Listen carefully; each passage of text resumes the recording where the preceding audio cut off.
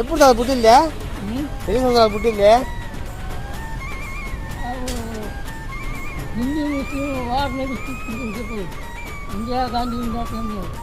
గాంధీ తత్వం ఉన్నప్పుడా?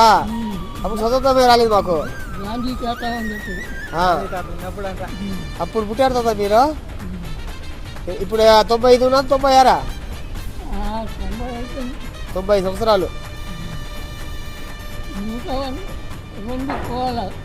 మన అమ్మది 102 పోయింది, నాకు 102.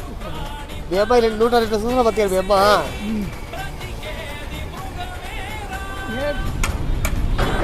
తాతకి 90 సంవత్సరాలు. ఎంత కష్టపడుతున్నారు చూడండి.